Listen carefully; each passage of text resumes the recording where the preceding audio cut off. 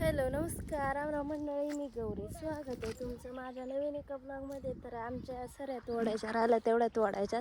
गुराला वर तिकडं पार कड्याला पुढं सांगू का ते दाटी अळूत का त्यांच्या वरच भावने ही घेतली अजून इकडं ते दोन राहिल्यात. सऱ्या बघा केवढ्यात एक माणूस जाण्यायोग्यात. पहिल्याच तोडायला ही गत आहे तर अजून तर किती यायच्या त्याला शेंगा. नाही आज बुट्ट नाही घातली ग. काय चला घेऊया तोडून. जामून लागत आहे बेकार. तर अशा प्रकारे सगळं घेवडा तोडून झालेला आहे पहिला तोडा. मग तेच ना, आज सगळं झालं ना, मग टप्प्याने काय ना, पण पहिला तोडा झाला ना. आणि आमच्या गाईला लय ऊन लागलंय खरं सांगायचं तर. आता मला गुरा आणायला जायचं तिकडं वर डोंगराला लावलेत. डुगी पार त्या तिकडं होती त्या कड्याच्या तिथे. चला जाऊयात गुरं हे करायला.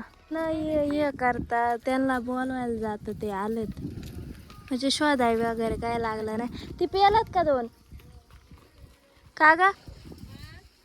संध्या बघा तिकडून कसं चालय. आणि तू पहिली गाय घेऊन निघ आलाय संध्या आलाय.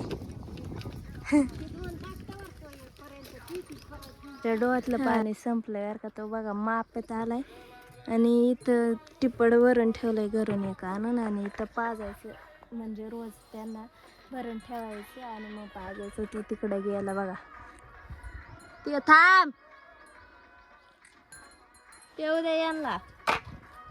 संध्या दहशत आहे त्याला माझी सध्या.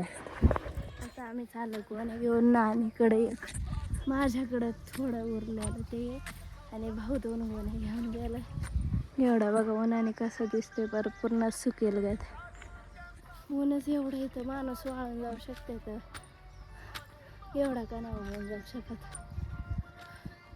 चला जाऊयात घरी, पुसून द्यायच्यात परत. तर अशा प्रकारे आमची घेवळ्या निसून झाला. एवढ्या 3 बॅगा भरल्यात आणि आता त्या गाडीवरती ठेवून द्यायच्यात. भाऊ घेऊन जाणार आहे. जामून लागत आहे तर बाहेर बसले तरी बाहेरच्या झाडा लागत आहेत. घराच्या बाहेर काय गेल्यावर काय दिसत नाही आणि बाहेरून घरात आल्यावरती काय दिसत नाही. बेकार विषय. आता मस्तपैकी झोपून घेते कारण बाहेर तर जामून लागते आणि माझी झोप झालेली नाही. आणि काल मी दिवसभर उन्हात हे त्यामुळं जरा आजार येण्याची शक्यता आहे. त्यामुळे विश्रांती घ्यावं, बॉडीला आराम द्यावा जरा. चला मी झोपते, परत शेळ्या सोडायला जायचंय. मी ना आता शेळ्यांकडे आले आणि त्या एवढ्या जाम पळत्यात ना, पार वैताग घरापासून त्या डायरेक्ट इकडे आल्यात. काय करावं यांचं राव. आणि त्यात ऊन तर एवढं खतरनाक आहे.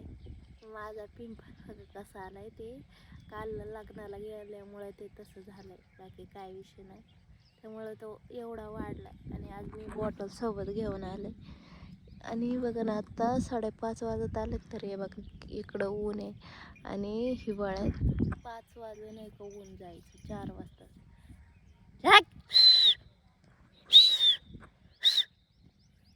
मला शिट्टी वाजवता येते, ती बोटाने नाही तोंडानेच वाजवता येते. माझं स्टडी चाललाय तर बघूयात आज काय होते काय नाही.